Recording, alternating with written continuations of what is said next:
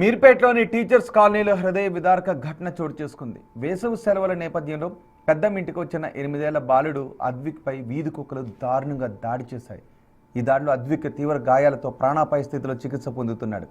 నిన్న సాయంత్రం కాలనీలో క్రికెట్ ఆడుకుంటున్న సమయంలో అద్విక్ బాల్ కోసం వెళ్లిన సమయంలో వీధి కుక్కలు దాడి చేశాయి. అయితే కుక్కలను చూసి భయపడి అద్విక్ సమీపంలోని అపార్ట్మెంట్ సెల్లార్లో లిఫ్ట్ పక్కన దాక్కున్నాడు. అయితే అక్కడికి చేరుకున్న కుక్కలు బాలుడిపై అత్యంత క్రూరంగా దాడి చేసినట్టుగా సమాచారం. ఈ ఘటనకు సంబంధించి సీసీ కెమెరా DVR బాక్స్ను మీర్పేట పోలీసులు స్వాధీనం చేసుకుని విచారణ చేపట్టారు. ఈ ఘటనతో కాలనీ వాసులు తీవ్ర ఆందోళన చేస్తూ వీధి కుక్కల నియంత్రణలో GHMC అధికారులు పూర్తిగా విఫలమయ్యారని ఆరోపించారు. ప్రజల భద్రత కోసం కుక్కల స్వైర విహారంపై కఠిన చర్యలు తీసుకోవాలని స్థానికులు అధికారులను డిమాండ్ చేస్తున్నారు. ఇదే అంశంపై అక్కడి కాలనీ వాసులతో మా ప్రతినిధి విజయ్ మాట్లాడారు. వాళ్ళు ఏం చెప్పారో చూద్దాం.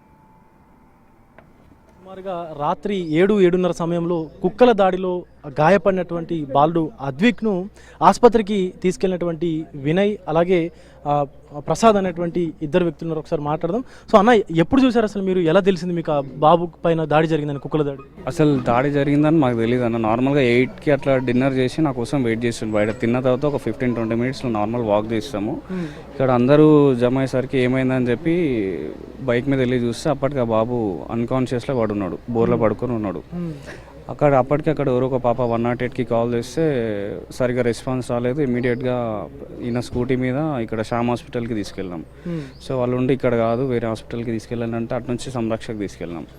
అక్కడ కూడా వాళ్ళు ఇక్కడ కూడా కాదు అంటే మళ్ళీ అక్కడ ఒక అంబులెన్స్ని, ప్రైవేట్ అంబులెన్స్ని మాట్లాడదామని చూస్తే అక్కడ డ్రైవర్స్ అంబులెన్స్ ఉన్నాయి బట్ డ్రైవర్స్ లేకుండే.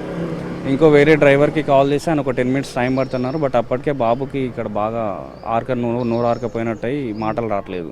ఇమీడియట్గా మళ్ళీ ఇంకో ఇద్దరం గ్యాదర్ అయ్యి బైక్ల మీదనే కామినేని హాస్పిటల్ తీసుకుపోయి జాయిన్ చేయడం జరిగింది. అక్కడ వెళ్ళిన తర్వాత వాళ్ళు ఫస్ట్ ఎయిడ్ చేసిన తర్వాత మళ్ళీ ర్యాబీస్ వ్యాక్సిన్ కావాలి అంటే మళ్ళీ ఇద్దరం డివైడ్ అయిపోయి ఒక రూట్లో ఒకరం ఇంకో రూట్లో ఇద్దరం బైక్లో వెళ్ళి అంకుర హాస్పిటల్లో తీసుకురావడం జరిగింది. అంటే అక్కడ వ్యాక్సిన్ అవైలబుల్ లేకుంటుండేనా? అంటే ఆ టైంలో అవైలబుల్ లేదు అన్నారు వాళ్ళు. ఫస్ట్ కామినేనిలో అడిగినాము, అక్కడ లేదు అన్నందుకు వేరే హాస్పిటల్లో ట్రై చేసినాము. అంటే ఈ ఈవినింగ్ టైంలో కావచ్చు లేకపోతే ఆ నైట్ టైంలో 7-7:30 ప్రాంతంలో పిల్లలు ఇక్కడ జనరల్గా ఆడుకుంటుంటారు. ఇప్పుడు సమ్మర్ హాలిడేస్ కదన్న, ఈ లైన్ మొత్తం ఇక్కడ ఇప్పుడు మీరు అక్కడ చూస్తే ఈవినింగ్ ఇక్కడ క్రికెట్ ఆడతారు. అక్కడ ఓపెన్ ప్లాట్స్ ఉంటాయి, అన్ని ఇసుకలలో మట్టిలలో ఆడుతూ ఉంటారు. ఇంకోటి ఇది బ్లైండ్ స్పాట్ లాగా ఉంటుంది, ఇక్కడ లైట్లు కూడా ఎక్కువ ఉండవు. ఆ చీకట్లో మరి కుక్కలు ఎమ్మడబడినా బాబు భయపడి లోపల సెల్లర్లకు పోయినట్టుండు అటాక్ అయ్యింది. సో ఇటు పిల్లలు సాధారణంగానే వేసవి సెలవులు కావడంతో ఈ యొక్క గల్లీ మొత్తంలో కూడా అక్కడి నుంచి ఇక్కడి వరకు క్రికెట్ ఆడడం కావచ్చు ఇలాంటి ఆటలు ఆడుతూ ఉంటారు. కాకపోతే ఇది కొంత బ్లయింగ్ స్పాట్లా ఉండడం వల్ల బాలుడి పైన కుక్కలు అత్యంత దారుణంగా దాడి చేసినటువంటి సంఘటన అయితే కనిపిస్తూ ఉంది. సో ఇటు బాలుడిని వెంటనే 2-వీలర్ పైన అంబులెన్స్ రాకపోవడంతో మానవతా దృక్పథంతో 2-వీలర్ పైన వినయ్ అలాగే ప్రసాద్ అనేటువంటి ఇద్దరు వ్యక్తులు కూడా పూర్తిగా ఆసుపత్రికి తీసుకెళ్ళినటువంటి పరిస్థితి కనిపిస్తూ ఉంది. సో వీటిపైన కుక్కలపైన కనుక కఠిన చర్యలు తీసుకోకపోతే సో ఇక్కడ ఉన్నటువంటి పిల్లలకే కాదు పెద్దలందరికీ కూడా మొత్తం అందరికీ కూడా తీవ్రంగా ఇబ్బంది అయ్యేటువంటి అవకాశం అయితే ఉన్నట్లుగా చెప్తా ఉన్నారు. వీడియో జర్నలిస్టు సురేష్తో విజయ్, బిగ్ టీవీ, మీర్పేట నుండి.